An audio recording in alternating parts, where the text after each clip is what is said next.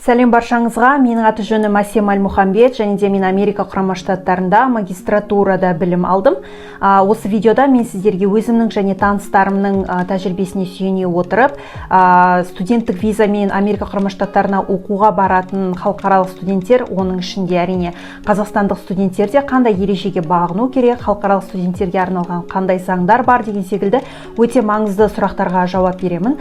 Себебі бұл көбісілеріңіз ойлауы мүмкін, бұл ережелер бұл әрине қылмыс жасамау, әкімшілік бұзушылықтар жасамау деген секілді, бірақ одан бөлек басқа да ережелер мен заңдар бар. Оны сіздер білмеуіңіз мүмкін, бірақ сізді білмеді екен деп ешкім басыңыздан сипамайды. Сондықтан да Америка Құрама Штаттарында оқуға барғыңыз келсе, осы заңдарды, осы ережелерді сіз міндетті түрде білуіңіз керек. Себебі білместікпен жасалған болса да, оның арты үлкен проблемаларға алып келуі мүмкін.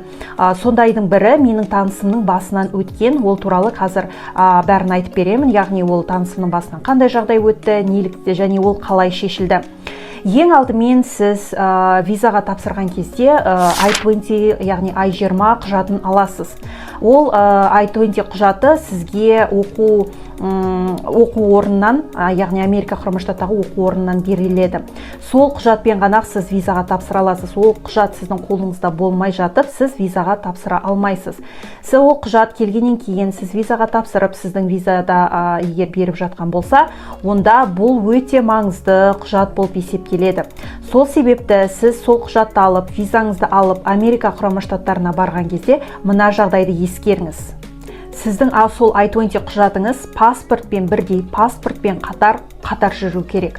Себебі сіз неге барған кезде Америка Құрама Штаттарының әуежайына түскеннен кейін сіздерді шекара қызметкерлері сіздердің құжаттарының барлығын тексереді. Яғни сіз виза алсаңыз да, бұл 100% сіз елге кіресіз, 100% сіз Америка Құрама Штаттарына сізді территориясына кіргізеді деген ешкім ондай кепілдік бере алмайды. Сіздің қолыңызда виза бар, бірақ сіз қандай да бір ережелерді бұзған болсаңыз, немесе офицерге, сол шекара қызметкеріне бірдеңе күмәнді болып көрінетін болса, онда ол сізді Америка Құрама Штаттарының территориясына кіргізбей, қайтадан еліне қайтаруға толық құқылы. Бұндай жағдайлар болмау үшін әрине барлық жағдайды, барлығын дұрыс деген абзал. Оның бірі сөзімнің басында айтып өткендей, бұл I-20 құжаты. Яғни сол сіз Америка Құрама Штаттарына барған кезде сол паспортыңызбен I-20 құжаттарын барлығын дайындап қойыңыз. Себебі мынандай жағдайлар болған, ол Қазақстан студентімен болған. Яғни ол сол I-20 құжатын чемоданына салған, ал өзінің қолында тек паспорт болған. Өздеріңізге белгілі, әуежайға келген кезде сіздің бірінші шекара қызметкерлері барлық құжаттарыңызды тексереді, қажетті сұрақтарын қойып, ол сұрақтарға жауабын алғаннан кейін және сізді елге кіргіземін деп шешсе, онда сіз аэропортта әуежайдан өтіп барлық тексерсен, одан кейін барып чемодандарыңызды аласыз. Ал сіздің шекара қызметкерлері ол чемодан алуға дейін сіздің паспортыңыздан бөлек өте маңызды құжат I-20 құжатын сұрайды. Сол себепті сіздің I-20 құжатыңыз чемоданда емес, паспортыңызбен қоса қолыңызда болуы керек. Яғни ол чемоданда болатын болса, онда сізге біраз проблемалар болуы мүмкін. Сол себепті бұл маңызды құжатты қолыңызда міндетті түрде қолыңызда болсын. Бұл осындай бір жағынан қараса кішкентай, бірақ өте маңызды білетін ақпарат. Екіншіден, бұл сіз оқу бастауыңызға, яғни сіз алғаш мені Америка Құрама Штаттарына оқуға бара жатсыз, магистратура, бакалавр, немесе басқа деген секілді PhD деген мәселен. Яғни сіздің оқу басталуыңызға қашан басталады, ол сіздің I-20 құжатыңызда барлығы жазылған даталары. Сол датаға қарап, әуе билетін сатып алған кезде мынаға мән беріңіз. Яғни сіз Америка Құрама Штаттарының территориясына қолыңызда виза болса да, тек 30 күн қалған кезде ғана сіз кіре аласыз. Одан ерте кіруге ешқандай рұқсат жоқ. Және де менің танысымның жағдайында мынандай жағдай болған, ол білместікпен оқуына 2 ай бұрын келген.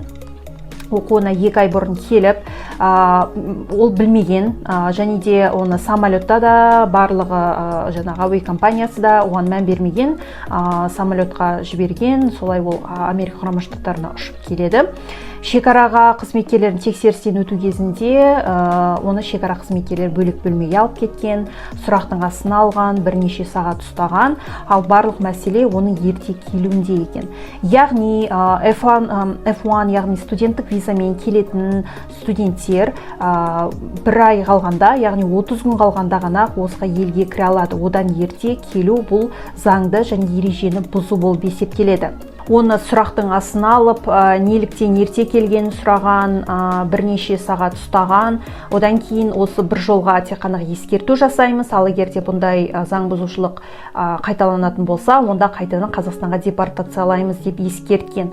Сол себепті мұндай жағдайлар сіздің басыңыздан да өтпеу үшін, болмау үшін осыған мұқият болыңыз. Тағы да қайталап өтем, сіз оқуыңыз басталуға 30 күн қалғанда ғана сіз елге кіре аласыз.